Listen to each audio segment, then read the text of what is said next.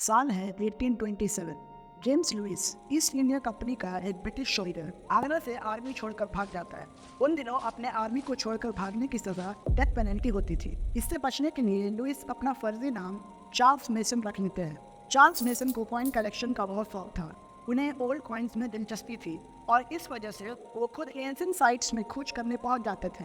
इसी खोजबीन के दौरान साल 1829 में वो हड़प्पा पहुंचते हैं और वहां एक निकेटिन के खंडर को देखकर बहुत हैरान हो जाते हैं। चार्ल्स वहां आसपास के गांव वालों से कुछ बातें करते हैं, अपने नोट्स और स्केच बनाते हैं और वहां से आगे बढ़ जाते हैं। बट उन्हें अभी तक ये पता नहीं था कि उन्होंने जाने अनजाने में इंडस वैली की एक आर्कियोलॉजिकल साइट की खोज कर दी थी। जब चार्ल्स अपनी जर्नी पूरी करके ब्रिटेन वापस पहुंचे तो साल 1842 में उन्होंने अपनी एक बुक पब्लिश की, narrative of various journeys in Balochistan, Afghanistan and Punjab, जहां उन्होंने हड़प्पा के उस आर्कियोलॉजिकल साइट को मेंशन किया। इस बुक पर ब्रिटिश अथॉरिटीज की कुछ सालों बाद नजर पड़ी जो कि इंडिया में रूल कर रहे थे। सर अलेक्जेंडर कनिंघम, जो कि ब्रिटिश इंजीनियर थे इंडिया में, उनको भी इसके बारे में पता चला। अलेक्जेंडर कनिंघम एंशिएंट हिस्ट्री को जानने के लिए बहुत पैशनेट थे। उन्होंने 1861 में archaeological survey of India ASI को शुरू किया, जो कि प्रोफेशनल स्टैंडर्ड के साथ एक्सकेवेशन और हिस्टोरिक साइट्स के प्रिजर्वेशन के लिए कंप्लीटली डेडिकेटेड ऑर्गेनाइजेशन बनी है। कनिंघम ने हड़प्पा के उस साइट पे एक्सकेवेशन शुरू करवाए। साल 1875 में उन्होंने अपने फाइंडिंग्स को पब्लिश किया, जिसमें एक हड़प्पन स्टैम्प सील और उस पर लिखे अननोन स्क्रिप्ट के बारे में लिखा। साल 1904 में आर्कियोलॉजिकल सर्वे ऑफ इंडिया में एक नए डायरेक्टर को अपॉइंट किया गया, जो थे जॉन मार्शल। कुछ सालों बाद 1912 में जॉन फेथफुल फीट, जो कि एक इंग्लिश सिविल सर्वेंट थे in the Indian civil services, ने एक्सीडेंटली कुछ हड़प्पन फील्ड्स को डिस्कवर किया। जॉन मार्शल ने ASI आर्कियोलॉजिस्ट दयाराम साहनी को वहां एक्सकेवेशन करवाने के लिए अपॉइंट किया और फिर हड़प्पा की डिस्कवरी मिली। इसी दौरान इंडस रिवर के पास ही सिंध में एक अनडिस्टर्ब्ड साइट के बारे में पता चला, जिसका नाम था मोहनजोदारो। मार्शल ने कुछ ASI ऑफिसर्स को साइट के सर्वे करने को भेजा, जिनमें थे DR भंडारकर, RD बनर्जी और हेमस वट्स। साल 1923 में RT बनर्जी ने मार्शल को इन्फॉर्म किया कि मोहनजोदारो में मिली आर्टिफैक्ट्स हड़प्पा में मिले आर्टिफैक्ट से बहुत ज़्यादा सिमिलर है। ये न्यूज़ मिलते ही जॉन मार्शल ने ऑर्डर दिया कि हड़प्पा और मोहनजोदारो से जो भी आर्टिफैक्ट्स और डेटा मिली है उन्हें एक जगह पर लाया जाए, और उन्होंने RT बनर्जी और दयाराम साहनी को भी वहां बुलाया हुआ था ताकि एक ज्वाइंट डिस्कशन हो पाए। साल 1924 में जॉन मार्शल ने ये कंक्लूड किया कि जो फाइंडिंग्स उन्हें हड़प्पा और मोहनजोदारो के साइट्स पे मिली है वो एक ही सिविलाइजेशन की है। 24 सितंबर 1924 को जॉन मार्शल ने इसे पब्लिक किया इलस्ट्रेटेड लंदन न्यूज़ में, जिसमें उन्होंने कहा कि not often has it been given to archaeologists as it was given to Schliemann at Tiris or to Sheen in the deserts of Turkestan, to light upon the remains of a long-forgotten civilization. It looks, however, at this moment as if we were on the threshold of such a discovery in the plains of the Indus. और इसी के साथ the oldest known civilization, the Indus Valley civilization, was discovered.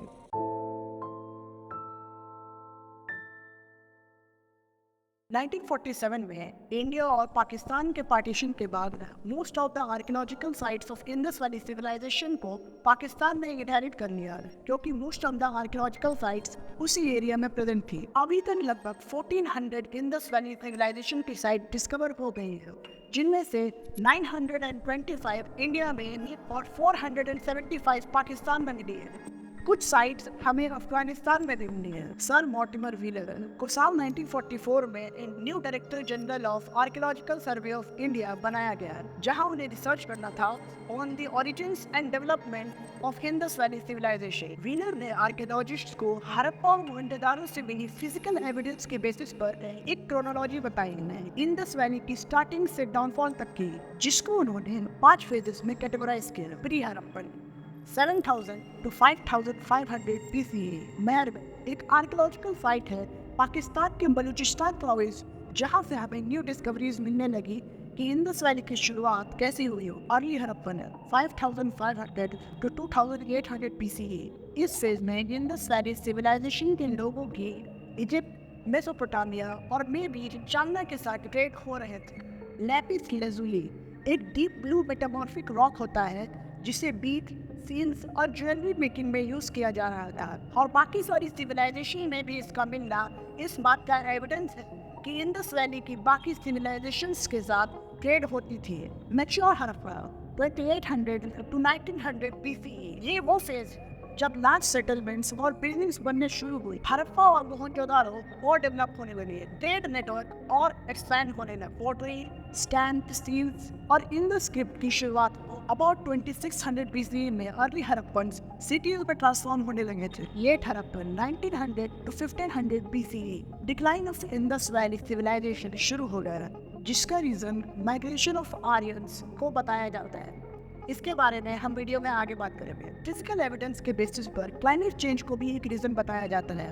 हो सकता है कि floods और drought के कारण इस सिविलाइजेशन का डिक्लाइन हुआ हो। इजिप्ट और मेसोपोटामिया के साथ लॉस ऑफ ट्रेड को भी एक पॉसिबिलिटी बताई जाती है। पोस्ट हड़प्पन 1600 to 600 BCE, इस फेज में मोस्टली लोग इंडस वैली से गंगा यमुना बेसिन की तरफ माइग्रेट कर गए होंगे और इस तरह इस सिविलाइजेशन का एंड हुआ होगा। इंडस वैली सिविलाइजेशन में बिल्कुल वेल ऑर्गेनाइज्ड इंफ्रास्ट्रक्चर बनाए गए थे with proper measurement and planning. Scientists ने यह भी बताया कि पहली बार बर्ट ब्रिक्स उसी जमाने में यूज किए गए होंगे जैसे कि आज यूज होते हैं, बिल्कुल परफेक्टली बेक्ड ब्रिक्स। ब्रिक्स बिल्कुल एक ही साइज के थे जिसके डायमेंशंस थे in the ratio length, breadth and thickness 4:2:1। Major cities Harappa, Ganeriwala, Mohenjodaro आज मॉडर्न डे पाकिस्तान में प्रेजेंट है, और धोलावीरा, कालीबंगन, राखीगढ़ी, रूपर एंड लोथल आज इंडिया में। आज के टाइम पर 1052 सिटीज और सेटलमेंट्स मिले हैं इंडस रिवर के पास में है। यहाँ पर हमें वेस्ट वाटर ड्रेनेज सिस्टम मिला है और पब्लिक बाथरूम में। इसके अलावा ग्रेन्स को स्टोर करने के लिए ग्रेनरीज भी मिली है। इस सिविलाइजेशन ज़्यादातर लोग पोर्ट्री और एग्रीकल्चर में ही इन्वॉल्व रहते थे। इतने बड़े एरिया को अकाउंट में लेकर ये एस्टिमेट किया जाता है कि लगभग 5 मिलियन लोग रहे होंगे इंडस वैली सिविलाइजेशन में। आर्कियोलॉजिकल रिकॉर्ड्स के अकॉर्डिंग ऐसा कोई भी एविडेंस हमें नहीं मिला है कि यहाँ कोई अथॉरिटी या रूलर था या नहीं। मेनली 3 थ्योरीज दी जाती है यहाँ के पॉलिटिकल सिस्टम को लेकर। पहला ये कि यहाँ कोई एक रूलर या अथॉरिटी था जो पूरे कम्युनिटी को ये इंश्योर करता था कि प्लान सिटीज ऐसे बनेगी, ब्रिक का स्टैंडर्ड साइज भी इतना ही होगा और सेटलमेंट्स क्लीन और हाइजेनिक होगा with proper waste management system. Second theory ये है कि वहाँ कोई सिंगल रूलर नहीं था, बल्कि हर एरिया के कुछ मेंबर्स हो गए जो उस एरिया को गवर्न करते हो, जैसे कि मोहनजोदारो और हड़प्पा में रहने वाले कुछ लोगों का मेंबर्स उस एरिया के लिए डिसीजन लेगा। फाइनली कुछ एक्सपर्ट्स का ये भी कहना है कि इंडस वैली में कोई अथॉरिटी या रूलर नहीं रहा होगा, बल्कि वहाँ की सोसाइटी में सबका इक्वल स्टेटस रहा होगा और सब पीसफुली एक दूसरे के साथ रहते हुए। टेक्नोलॉजी के मामले में इंडस वैली बाकी तीनों इजिप्ट, मेसोपोटामिया और चाइना से बहुत ज़्यादा आगे थे। इंडस वैली सिविलाइजेशन में मिले dockyards, granary, warehouses, brick platforms और प्रोटेक्टिव वॉल्स उनके आर्किटेक्चरल अंडरस्टैंडिंग को दर्शाता है। इंडस वैली की एक्सकवेशन में हम वहाँ की कल्चरल आर्ट के बारे में पता चला, जैसे कि different sculpture, pottery, gold, jewellery और बहुत सारी डिटेल्ड फिगरीन्स जो कि टेराकोटा और ब्रॉन्ज के बने थे। हिस्टोरियंस के अकॉर्डिंग इंडस वैली सिविलाइजेशन के लोग इंडस स्क्रिप्ट का यूज करते थे और एक ऐसा लैंग्वेज बोलते थे जिसमें बहुत सारे सिंबल्स का यूज होता था। अभी तक 650 to 700 इंडस स्क्रिप्ट के सिंबल्स मिले हैं, अलग अलग सील्स, टैबलेट्स, पॉट्स और बहुत सारे आर्टिफैक्ट्स से। सबसे लॉन्गेस्ट इंडस स्क्रिप्ट जो मिला है वो है ऑन अ कॉपर प्लेट जिसमें 34 कैरेक्टर्स प्रेजेंट हैं। इस स्क्रिप्ट को राइट टू लेफ्ट लिखा जाता था, बिल्कुल उर्दू या अरबिक की तरह। बाकी की सिविलाइजेशन के लैंग्वेज को समझने के लिए हमें रोजेटा स्टोन मिला है जो इंडस वैली में मिला ही नहीं है। रोजेटा स्टोन एक ब्लैक ग्रेनाइट है जो इजिप्ट में मिला था, जिस पर 3 लैंग्वेजेस में कुछ इंस्क्रिप्शन लिखे हुए थे, classic Greek, Egyptian hieroglyphs and another version of Egyptian called demotic उस रोजेटा स्टोन पर लिखे थे। लेकिन हिस्टोरियंस को क्योंकि ग्रीक समझ आती थी, उन्होंने बाकी अननोन इजिप्शियन सिंबल्स को समझ लिया और उस स्टोन पे लिखे लैंग्वेज को डिकोड कर लिया। लेकिन इंडस वैली सिविलाइजेशन के केस में हमें अब तक ऐसा कोई स्टोन नहीं मिला है जिससे उनके लैंग्वेज को समझा जा सके।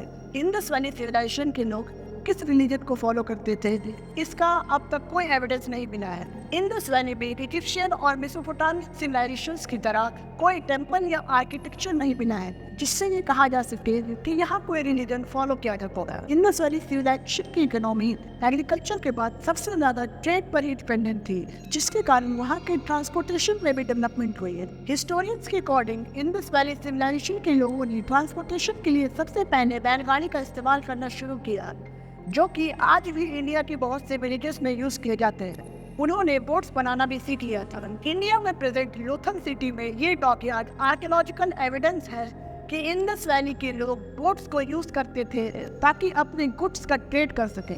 मेसोपोटामिया के साथ इंडस वैली के लोगों का ट्रेड होता था थ्रू सी रूट।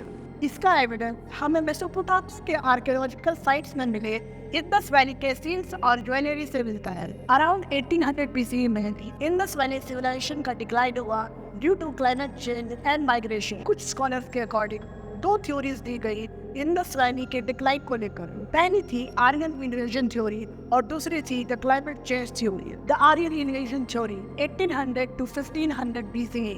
इस थ्योरी के अकॉर्डिंग, जो कि ब्रिटिश आर्कियोलॉजिस्ट मोर्टिमर व्हीलर ने कि आर्यन ट्राइब ने इंडस रिवर वैली को कॉन्कर किया होगा, जिससे इस सिविलाइजेशन का अंत हुआ। उन्होंने मोहनजोदाड़ो के साइट से मिले अनबरीड बॉडीज के स्केलेटन को देखकर उन्हें विक्टिम्स ऑफ वॉर बताया। उन्होंने कहा कि हॉर्सेस और एडवांस वेपन्स की हेल्प से आर्यंस ने इंडस वैली के लोगों को आराम से डिफीट कर दिया होगा। बट कुछ स्कॉलर्स का ये कहना है कि ये स्केलेटन्स किसी विक्टिम ऑफ वॉर का नहीं, बल्कि इन्हें इंडस वैली सिविलाइजेशन के लोगों ने बरी किया है उनके नेचुरल डेथ के बाद। और इस थ्योरी को बिल्कुल गलत मान लिया गया कि आर्यन इन्वेजन से इस सिविलाइजेशन का अंत हुआ होगा। The climate change theory 1800 to 1500 BCE। इस थ्योरी के अकॉर्डिंग इंडस वैली सिविलाइजेशन का डिक्लाइन हुआ होगा क्लाइमेट चेंज की वजह से। कुछ एक्सपर्ट्स के अकॉर्डिंग सरस्वती रिवर का सूख जाना इस क्लाइमेट चेंज का कारण हो सकता है। दूसरे एक्सपर्ट्स ये कहते हैं कि इस सिविलाइजेशन का डिक्लाइन फ्लड की वजह से हुआ होगा। इंडस वैली में मिले स्केलेटल एविडेंस से ये पता चला कि बहुत लोगों की डेथ मलेरिया की वजह से हुई थी। अर्थक्वेक्स को भी एक रीजन बताया जाता है जिसकी वजह से इंडस वैली के लोग वहां से माइग्रेट कर गए होंगे। हिस्टोरियंस के अकॉर्डिंग अराउंड 1700 BCE में इंडस वैली सिविलाइजेशन के शहर बिल्कुल खाली हो गए होंगे।